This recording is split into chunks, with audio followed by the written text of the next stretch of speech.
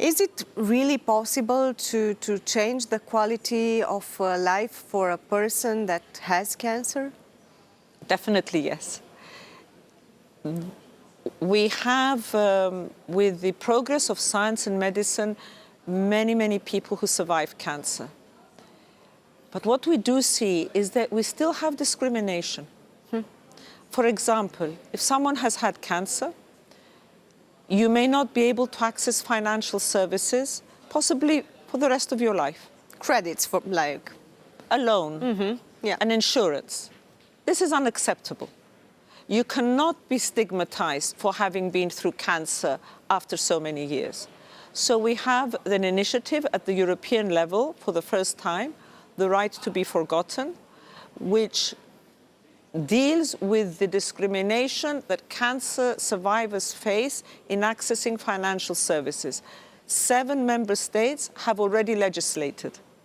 And in 2024, we're coming forward with a code of best practice so that this is solved with, and someone who has survived cancer has equal rights to accessing financial services as everyone else. So there's a great deal we can do to improve the quality of life of those who have had cancer and in their employment. I think we are also seeing some differences in terms of citizenship. If you are from a country with a better infrastructure, with a better prevention plan, with more money, you have more chances.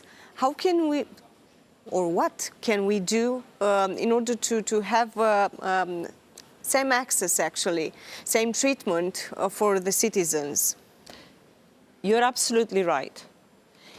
Health inequality is a fundamental issue in many of our member states, within them and across them. And in the Europe's Beating Cancer Plan, this is something we address head on. We do not ignore it. For the first time in February, we issued a country cancer report, an inequalities register, showing the differences not only between member states, but also within them. Why?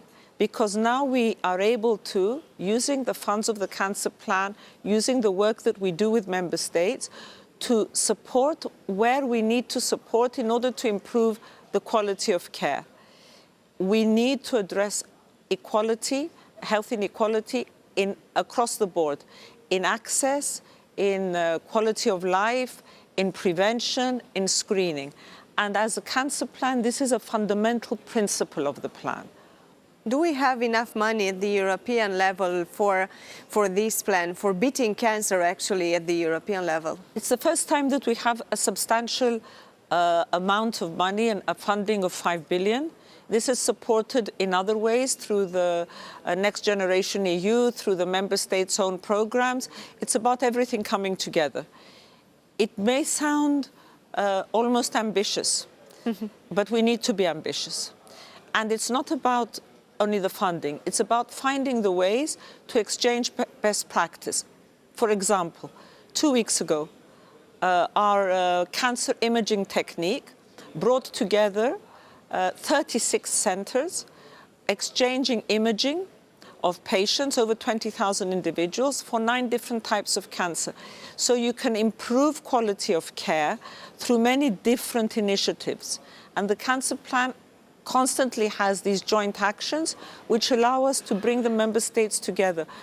And if I may be allowed to say, what we learned with COVID, what we learned with the pandemic, is that we are stronger together.